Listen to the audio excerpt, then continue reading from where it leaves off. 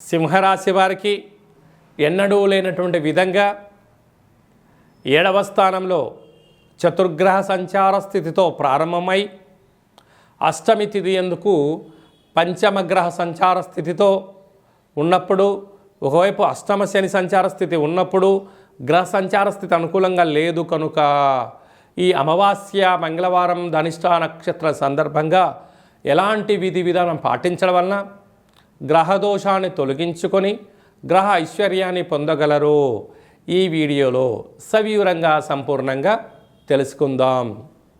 విశేషంగా సింహరాశిలో ఏ నక్షత్రాలు వస్తాయనగా మఖా నక్షత్రంలోని 4 పాదాలు, పుబ్బా నక్షత్రంలోని 4 పాదాలు, ఉత్తరా నక్షత్రంలో 1 పాదం కలిపితే సింహరాశి. రాశాధిపతి రవి భగవానుడు.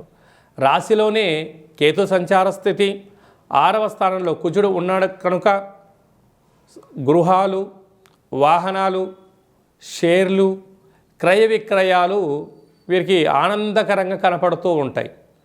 కాకపోతే సప్తమంలో గ్రహ సంచార స్థితి అనుకూలంగా లేదు. రాశాధిపతి కూడా సప్తమంలోనే ఉన్నాడు. అక్కడ మనకారకుడు అక్కడే ఉన్నాడు, కళత్రకారకుడు శుక్రుడు అక్కడే ఉంటున్నాడు, అలాగే బుద్ధికారకుడు కూడా అక్కడే ఉంటున్నాడు, వాస్తు నరదృష్టి కారకుడు కూడా అక్కడే ఉంటున్నాడు. కనుక వీలైనంత వరకు దూరావాయు జల ప్రయాణాలు 17వ తారీఖున 24వ తారీఖున పెట్టుకోకపోవడం ఉత్తమోత్తంగా భావించగలగాలి.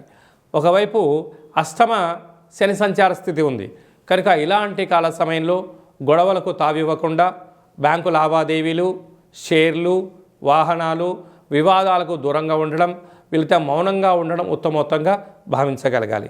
కనుక కూష్మాండ దీపంలో నువ్వుల నూనెను, కొబ్బరి నూనెను, ఆవు నూనెను వేసి దీపాన్ని వెలిగించడం వలన సకల దోషం తొలగి ఐశ్వర్యం కలిగి ఆనందంతో ఆయురారోగ్యాలుగా ఉంటారు.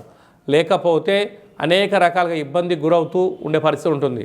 కనుక మౌనం, ధ్యానం, ఏకాగ్రత, సత్ప్రవర్తన, సూర్య నమస్కారం అవసరం అని చెప్పి కూడా భావించగలగాలి.